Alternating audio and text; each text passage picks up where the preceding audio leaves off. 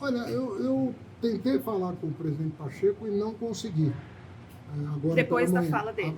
Depois da fala dele, né? Mas eu conversei já com o presidente Pacheco, conversei com o presidente Lula e conversei com o presidente Lira. Então, eu fiz um apanhado do entendimento de cada um sobre como proceder isso, né? Levei a consideração dos dois presidentes das duas casas os valores envolvidos e a ideia do governo, porque nós estamos falando francamente, qual é a nossa ideia? A reforma tributária, que não tratou da questão da renda do trabalho e da renda do capital, só tratou da questão do imposto sobre consumo, ela adotou um procedimento que deveria ser adotado em todos os casos semelhantes, que é a ideia de todo e qualquer benefício, sobretudo aqueles que não tiveram nenhum ganho social, como é o caso desse, foram 150 bilhões de reais investidos em desoneração que não renderam um emprego e não renderam aumento de salário a ninguém. Então, em casos como esse, até para que as pessoas se acomodem, né, a uma nova situação, o que fez a reforma tributária? Diluiu no tempo o fim dos benefícios para que as pessoas tivessem tempo de se adaptar à nova regra. Então, o que nós levamos à consideração dos dois presidentes foi esse princípio, que foi estabelecido na emenda constitucional. A emenda constitucional da reforma tributária diluiu o fim dos benefícios para que todo mundo possa se acomodar. Então, agora nós temos duas reuniões com os líderes das duas casas, Senado e Câmara.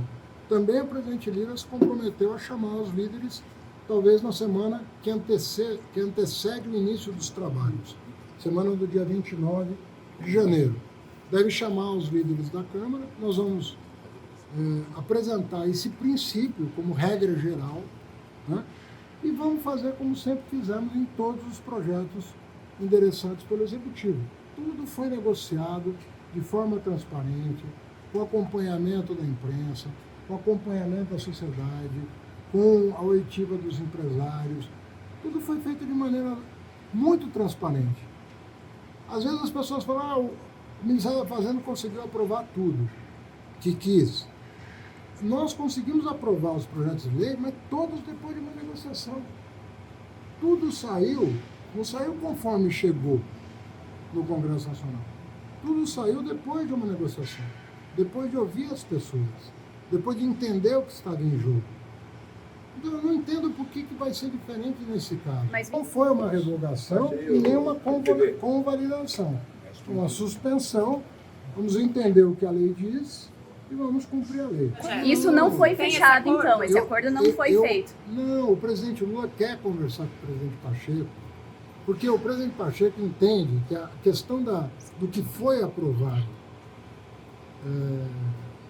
no ano passado pelo Congresso deveria ser tratado num diploma à parte, não junto com os outros dois temas, o PERS e a compensação.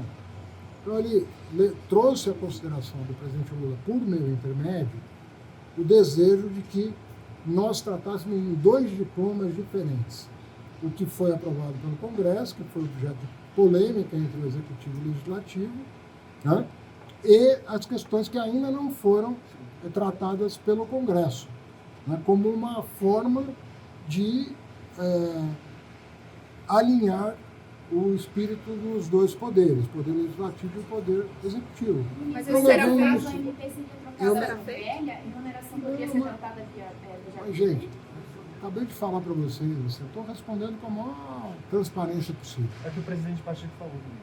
Eu não vi o que ele falou, eu não consegui falar com ele. Eu não posso comentar uma coisa sem falar com ele. Mas então não está definido O que eu estou dizendo, e repito, é o seguinte: o que o presidente Pacheco me falou, e eu levei à consideração do presidente Lula, é que os 4 temas, 2 não foram tratados pelo Congresso no ano passado e poderiam ser tratados pela MP.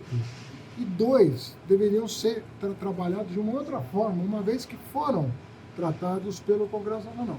Eu levei à consideração do presidente e o presidente falou, eu quero me sentar com o Rodrigo Pacheco para a gente ver o melhor encaminhamento. Isso no que diz respeito à forma. No que diz respeito ao mérito, no que diz respeito à reoneração, nós insistimos que o melhor princípio é o da reoneração gradual, como foi feito com todos os outros benefícios relativos a impostos sobre consumo. E se valeu para todo mundo, se valeu para todos os sistemas, todos os regimes especiais do país, incluindo os estaduais do ICMS, incluindo os municipais do ISS, não seria um bom princípio para um imposto como o imposto previdenciário que sustenta a Previdência? Então, nós levamos isso à consideração dos dois presidentes e vamos discutir a melhor forma de proceder. E tem 2 reuniões marcadas com os líderes. Os líderes da Câmara e os líderes do Senado. E assim que eu falar com o presidente Pacheco, que não está no país, eu volto a falar com vocês, dando conta do que nós tratamos. Pode ser feito a partir de 2027? Uma negociação que ainda não começou.